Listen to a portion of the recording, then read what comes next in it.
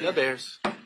Caleb Williams and the Chicago Bears had their first rookie minicamp today, and Caleb Williams did not disappoint.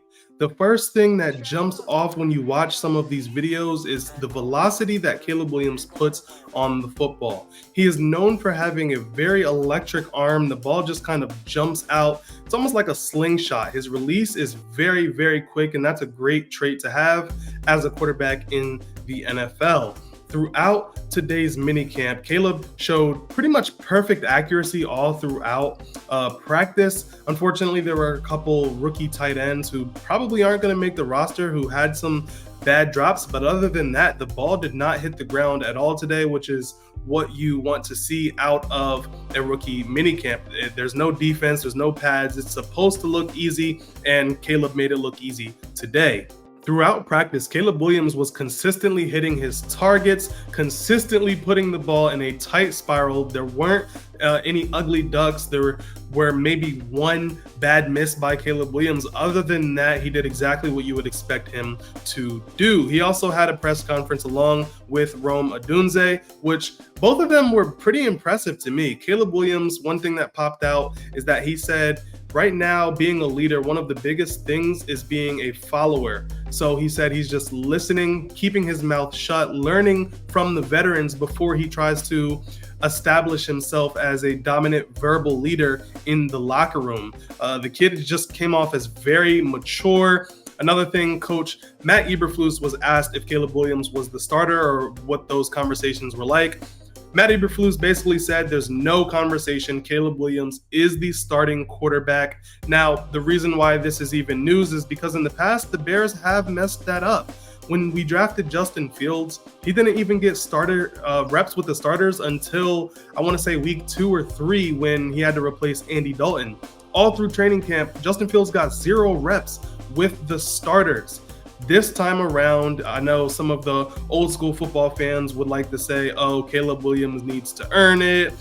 Maybe I'm old school, whatever the case may be. But no, he is the number 1 overall pick. He's the most talented quarterback in many drafts. He's the quarterback. He's the starter day 1. Get those valuable reps with the starting offense. There's no need to even sit here and pretend like a Tyson Bagent is even going to contend for the starting quarterback position. So it's good to hear clarity, no question, no conversation. Caleb Williams is the guy. As for Odunze, he was looking pretty sharp today. Quick feet on the ladder drill.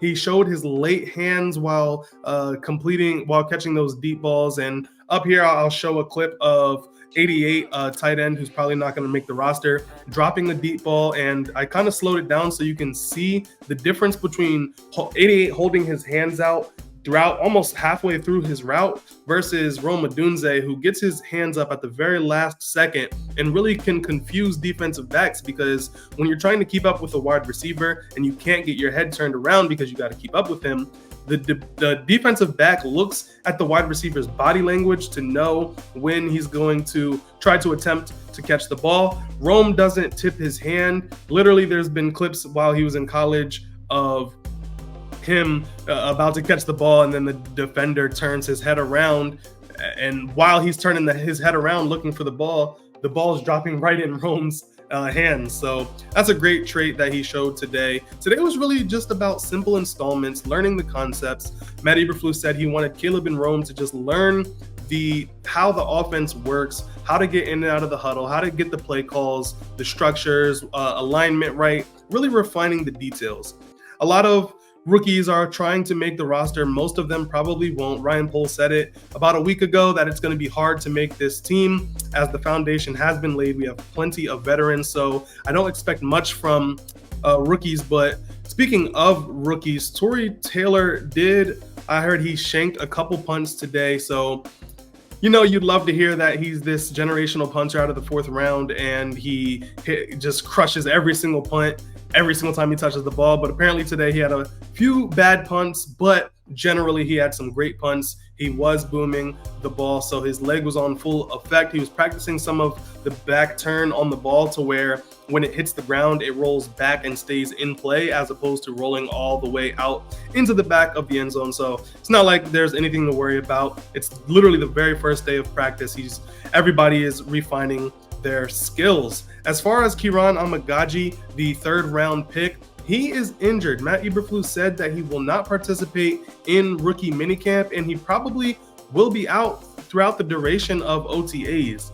This is an injury that the Bears knew he had when he was coming in. I believe it's his hamstring or quad or something in his leg. I can't remember off the top of my head, but apparently he will be out until training camp. The goal is to get him ready to go for training camp. And if you watched our video yesterday, we basically said there's no rush for him anyways. He's not a starter.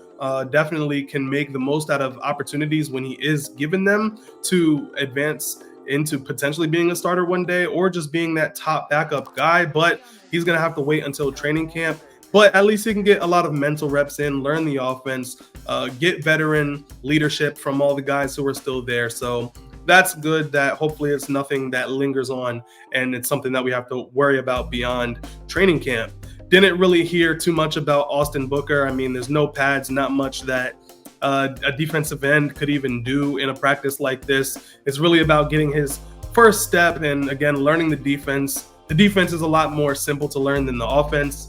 It's just kind of rush the quarterback, contain, read the offense. And the Matt Eberflus's defense is very reactive. It's not super complex like we have seen in the past, maybe with a Vic Fangio defense back in 2018.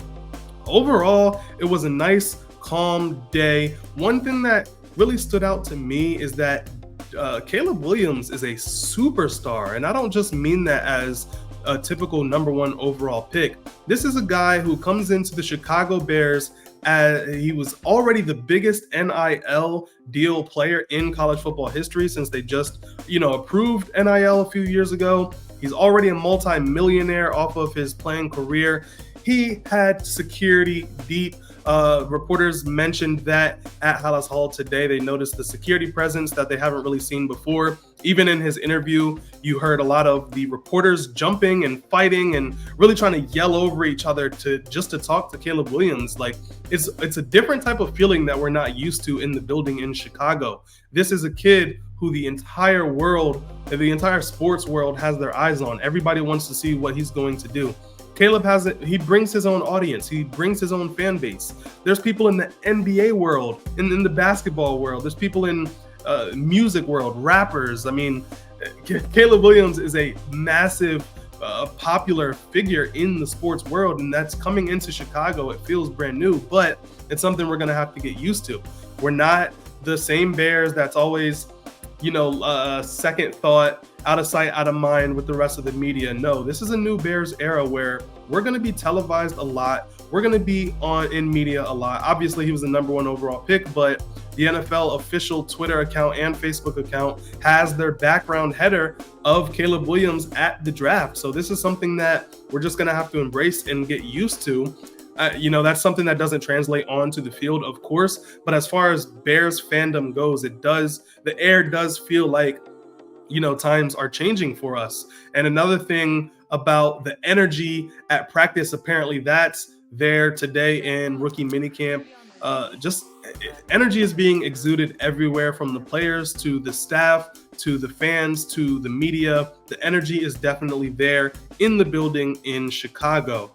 Overall, today was a pretty light day. It's not like we learned anything new. Again, this is just for the rookies to install some of the basic framework, the basic concepts, and learning the operations of the NFL game before they meet up with the rest of the teams and the veterans. During OTAs, that's when everything will really pick up. There's no excuses for mishaps. Balls shouldn't be hitting the ground. Players shouldn't be messing up with their assignments. That's when everything really kicks into gear. But so far, so good. Like I said, I don't think any surprise rookie is going to make the team. Maybe one or two that we might not have talked about, UDFAs, but generally speaking, the Chicago Bears roster is set. So stay tuned for tomorrow. We'll go ahead and recap the next Bears rookie minicamp. Tomorrow's the next one, and then I believe on the 20th is when OTAs start. Hopefully we'll get more content by then. I hope you guys enjoyed some of the video footage that I found throughout the day, and stay tuned for the next video. You can click right here to tune into that one.